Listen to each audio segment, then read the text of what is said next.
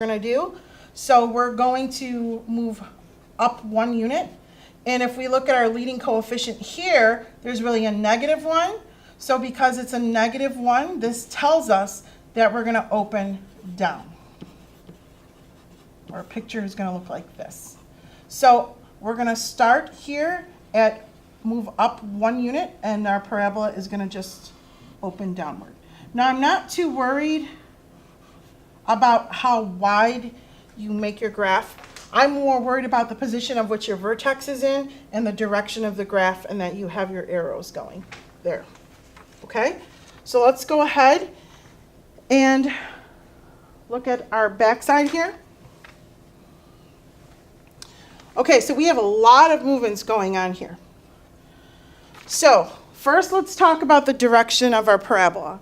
Our leading coefficient is negative, so that's the important thing. And because this is negative, that tells us right away that we're going to open down. So our parabola is going to be looking like that. Okay? Now, if you look, think about order of operations. Order of operations tells us to square something before we add or subtract anything on the outside. We are not adding or subtracting anything on the outside. However, we do have movement with the x inside the x. So this tells us to take x minus 3 before you square it. So that means this 3 has to this is telling us there's movement with the x. Movement with the x tells us it's a horizontal movement. So it looks like we're going to go 3 units to the left. But remember that we want this to be our lowest possible y value, which is 0. So unfortunately, if I put a -3 in here, this affects the x value. If I put a -3 in here, -3 minus 3 is -6. -6 squared is not 0. So we have to think, what can we input for x that will make this 0? And that's exactly the opposite of -3, which is +3. So if I put a +3 in here, +3 minus 3 is 0. 0 squared is 0, and 0 times anything is still 0. So that means we're going to have to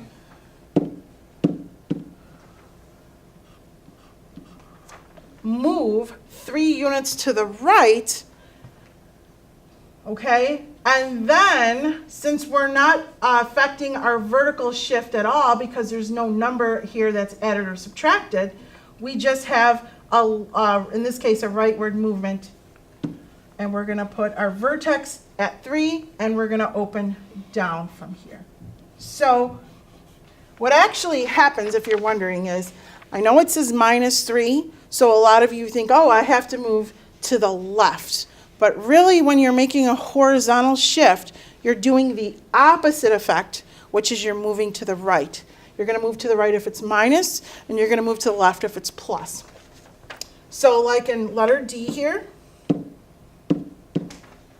let's look at our graph. We have a leading coefficient of 8, so that means our parabola is going to open up. Notice we have a +1 here inside with the x term. That means it's going to affect this x amount of units. So that means to get this to 0, we would have to subtract 1. So we're going to move 1 unit to the left, and we are not adding or subtracting anything vertically. So that means we're only going to have a horizontal shift here, and we're going to open up. Okay? All right. Look at E now. We actually have multiple things going on. The coefficient that is implied to be here is a +1. So when you don't see any negative sign, then it obviously has to be a positive value, which means it's going to naturally open upwards. So this is going to open up, and it's going to look something like this. Okay?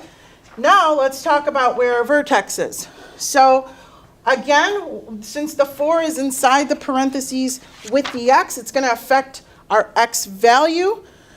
And that means we're going to move the opposite way. So that means what would make this 0 here is inputting a -4. So we're going to move -4 units. But then before you put a dot there, don't be so quick to do that, we have this outside change telling us we're going to move vertically down 2 units. So that means our vertex then is going to shift to the left 4 units, but down vertically 2 units. And our graph is opening up because of our leading coefficient. So we're going to move up 4. Okay. And we have another one here. Now look at this one. There's nothing with our x inside the parentheses. There are no parentheses. And there is no adding or subtracting sign outside of it. We only have -2, but that's our coefficient. So since this is negative, this is telling us we're going to open down. And if you think about it, if there's nothing going on with the x, that means there's no horizontal shift at all, and there's nothing being added or subtracted, so there's no vertical shift at all.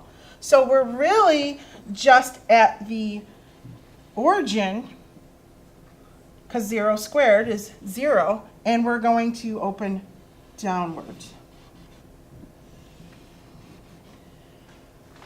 Okay? All right. And let's do this one, this final one here.